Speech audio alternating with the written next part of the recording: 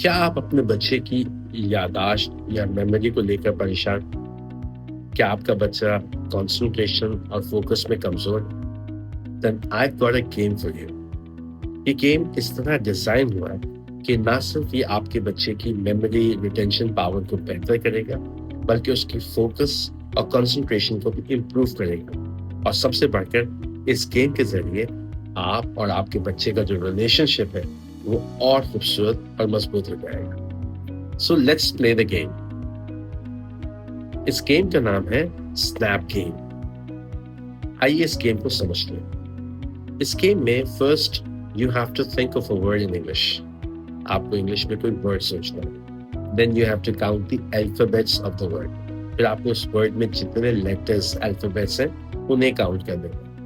अब आपने उन लेटर्स यानी अल्फाबेट्स की मदद से अपने बच्चे को कुछ हिंट देने ताकि वो उस वर्ड को गेस कर सके।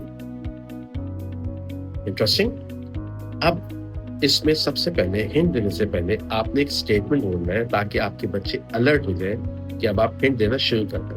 वो स्टेटमेंट है snap is the name of the game, the name of the game is snap. ये स्टेटमेंट बोलना है और ये स्टेटमेंट बोलते ही स्टूडेंट या आपके किड्स ये समझ जाएंगे कि अब आप कोई हिंट्स देने वाले हैं। अब हिंट्स दो किस्म के हैं। एक, आपने कोई स्टेटमेंट सेंटेंस बोलना है और सेकंड आपने स्नैप करना है। अब उसके लिए आपको समझना पड़ेगा कॉन्सोनेंटल वाउल का reference. In English language there are 26 alphabets. उसमें से 5 वाउल्स होते हैं। वाउल्स कौन कौन से होते हैं? ए, ई, आई, ओ, यू। और इन 5 के अलावा जितने अल्फाबेट्स हैं वो सारे कॉन्सोनेंट्स होते हैं। अब रूल कुछ यूं है कि अगर आपके वर्ड में अल्फाबेट कॉन्सोनेंट है तो उससे आपने कोई जुमला शुरू करके बनाना, and that can be in your own language, और वो आपकी अपनी लैंग्वेज में भी हो सकता है। और अगर वाउल है तो आपने स्नैप करना है। Here's the twist. स्नैप आपने उसी हिसाब से करना है जिस नंबर पे वो वाउल आ रहा है। जैसे मैंने आपको बताया देयर आर 5 वाउल्स। तो पहला वाउल होता है ए। ए का मतलब 1 time snap. E is the second vowel. Second vowel का मतलब 2 times snap. I is the third vowel, so 3 times snap. O is the fourth vowel, so 4 times snap. And choose the last, final vowel. तो आपने 5 पर 5 times snap करना है। अब मैं फिर दोहराता हूँ, अगर कॉन्सोनेंट है तो उससे शुरू करके कोई जुमला, कोई स्टेटमेंट बोलना है चाहे अपनी जबान में, और वाउल आता है तो स्नैप करना है। जिस रैंकिंग पे, जिस नंबर पे वाउल है उतनी ही मल्टीपल टाइम्स आपने स्नैप करना है। अब लेट्स से मैं एक वर्ड सोचता हूं, पावर। अब पावर में पहले मैं अल्फाबेट्स गिन लेता हूं, POWER। सो 5 अल्फाबेट्स आ गए। अब मैं इसमें से हिंट देना शुरू करूं। जैसा मैंने आपको बताया था कि अगर अल्फाबेट या लेटर कॉन्सोनेंट है तो उससे आप भी जुमला बनाएंगे। अब पावर शुरू होता है P से, और P एक कॉन्सोनेंट है तो P पे मैं एक जुमला बनूंगा। पहले आप अपने दिमाग पर जोर दें। अब इस जुमले का आगाज पहले यानी कि पे से शुरू होता है जो पी को इंडिकेट करता है। अब आता है second letter. Second letter vowel है, ओ। तो ओ का नंबर है चौथे वाउल का, तो मैं ओ पे 4 दफा स्नैप्स करूंगा। 1 2 3 4।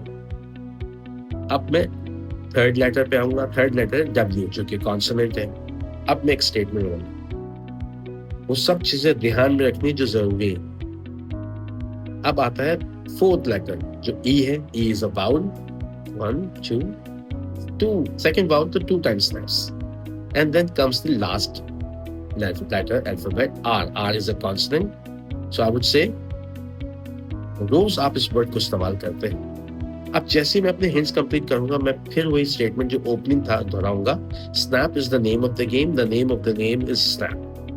ये कहने का मतलब है कि मेरे हिंट्स कंप्लीट हो गए। Now you have to start the guesswork. अब आप अपना guesswork शुरू कर सकते हैं। अब बच्चे फोकस करेंगे कि कौन सी जगह आपने सेंटेंस कहा और उसका पहला हर्फ या लेटर वर्ड क्या था, और कौन सी जगहों पे आपने स्नैप किया और कितनी दफा स्नैप किया। और वो उसको एक जगह असम्बल करेंगे, ऑर्गेनाइज करेंगे और उस वर्ड को गेस करेंगे। Isn't that interesting game? इस गेम के ज़रिए आपके बच्चों की रिटेंशन, याद रखने की पावर भी बेहतर हो जाएगी, बल्कि उनकी फोकस और कंसंट्रेशन पावर भी पहले से मज़ीद अच्छी हो जाएगी। और सबसे बढ़ के इस गेम के ज़रिए आपके और आपके बच्चों के दरमियान जो रिलेशनशिप है, वो और भी बेहतर और भी मजबूत हो जाएगा। So, let's try this game at home and build retention, focus, and concentration and the bond among the kids more stronger and even better. इस गेम को दूसरों तक पहुंचाएं, इस वीडियो को शेयर करें, लाइक करें और अपने तमाम दोस्तों और रिश्तेदारों को पहुंचाएं ताकि वो भी अपने बच्चों के साथ अपना रिलेशनशिप बेहतर कर सकें और उनकी याददाश्त और फोकस को बेहतर बना सकें। Thank you for watching the video. Please don't forget to subscribe my channel.